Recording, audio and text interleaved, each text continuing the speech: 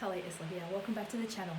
Today I want to talk to you about postpartum planning, and I'm going to share with you the importance of having a postpartum plan. Something you need to prepare when you're pregnant. I know so many of us love to have our birth plan in place, but it's just as important to have a postpartum plan as well. So today I'm going to share the top 5 tips, the essentials that you need to have as part of your plan moving into your motherhood journey. So let's dive deep into what these 5 essentials are. So the first essential thing you want to have as part of your plan is know who your support system is going to be. Now we need to look at this from 2 perspectives. Who is going to be the support system that you turn to on a professional level?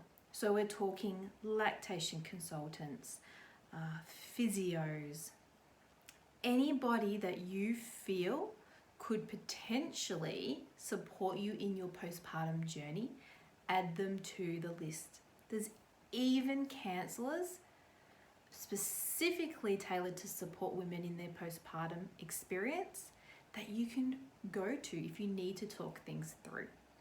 So start researching the type of professionals that can help you with your postpartum journey and make sure that's in your plan. You will not necessarily have to use them, but if you do need them, you know how to access them. The second part of support is family support. Support from your friends. A few meals in the freezer or someone to come over and watch baby while you have a sleep, and a catch up to rejuvenate and renew your energy, because motherhood is hard. You don't get a lot of sleep and you need to have the support network in place. Whether that's a family member or a friend, have the conversations in the early days. Ask people if they're willing to help you out when it comes to baby's arrival. So that's the first tip I have for you around essentials for postpartum. The second essential is just make sure that when you leave your birthing place, whether it's a birthing suite, whether it's the hospital, whether it's your home, don't let the professional, your midwife or doctor, leave without giving you a full debrief. Now this in itself is essential for mindset, for overcoming any trauma. When we talk and debrief and understand why something happened the way it did, or why something happened to us the way it did, there's a sense of closure and understanding that we can bring into our postpartum experience, which will have a large bearing on how we cope. Sometimes women who don't get that closure or don't talk about their birth experience or don't understand why their birth experience happened the way it did really struggle. And that can lead to postpartum depression, anxiety, and that is not what we want for any mother. So make sure you debrief with the professionals, make sure you understand your own birth story and why it happened the way it did. So that's the second tip I have for you. The third tip is make sure you go into your postpartum journey understanding or have some knowledge about breastfeeding. Are you going to breastfeed? If you are, what are the things that you can be doing? What are the things you can be preparing for? What could you have in your postpartum bag to support you? You may not necessarily need to invest in a breast pump yet. Some people never use one, but things like a nipple shield or breast pads, nipple cream, make sure it's chemical free, but those simple little things that you can have readily available for your breastfeeding journey is really, really important. Make sure before the professionals leave you that you have access to a good lactation consultant. Make sure the nurses in the hospital or the midwife at home helps you to breastfeed. make sure you are not left alone to figure it out on your own. It is important, it is essential that you have the breastfeeding support you require for you and Bubs to have a really positive breastfeeding experience.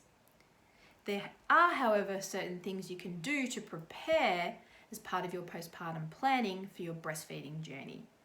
And all I want to stress here is make sure you have the items that you need. Make sure that you have an understanding of breastfeeding. Colostrum, when does the milk come in? If my supply is low, what can I use to support it? If I have mastitis, what can I use to support it? Now, my recommendations and the things that worked for me are definitely going to be, rely on a natural suite, a natural toolkit that can support in all the areas we need as a mum. Check that out in the comments, and that'll lead you to the Natural Mama Toolkit that I talk about and that I use and have used for my family and myself as well. So that's the third tip I had for you. The fourth tip is all about nutrition. Give your body what it needs to be able to feed yourself and feed your baby. Breastfeeding takes a large toll on our body, and it is important that we replenish and we nurture our body when we're breastfeeding. I was quite silly, also unaware of the importance of this. And because I didn't supplement during my breastfeeding or at the beginning of my breastfeeding journey, I got very ill and my body screamed at me to start replenishing what the baby was taking. So a good whole food supplement was all I needed to support my body to get back on track.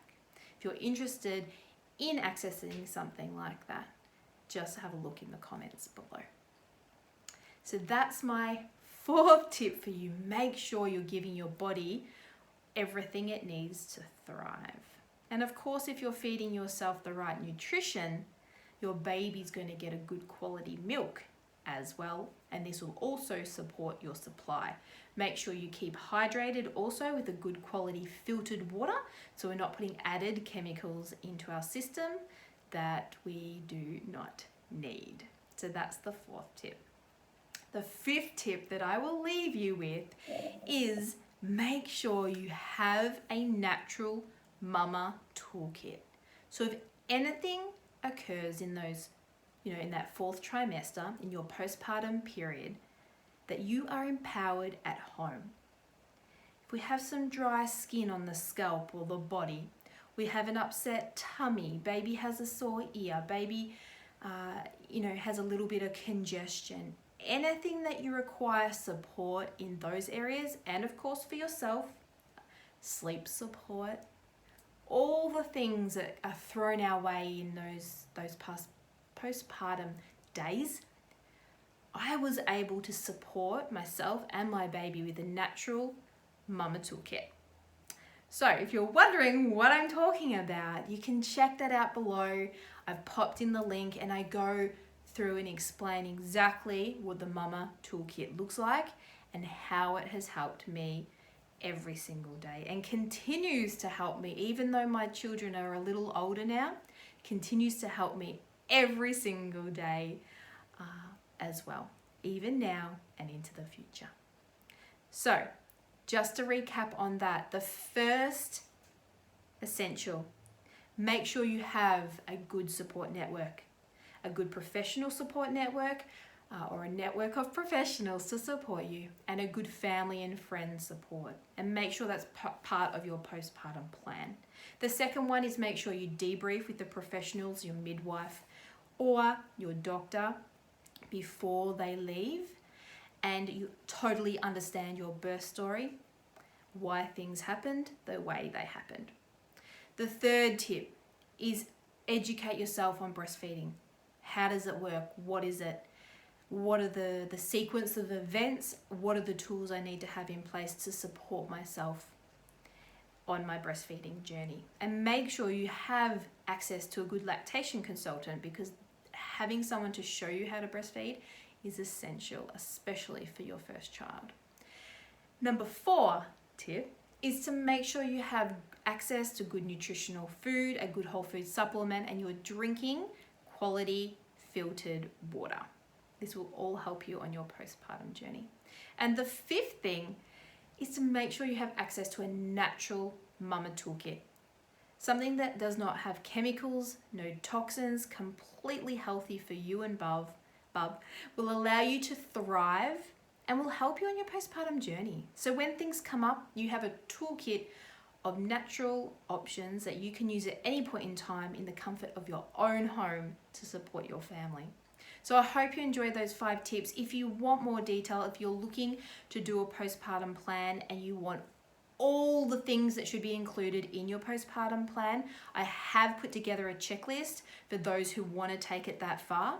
And this checklist has so many more things on it that I haven't discussed today, but it is essential to definitely dive into those first 5, but you want to take it to the full plan so you're totally equipped rolling into your postpartum experience.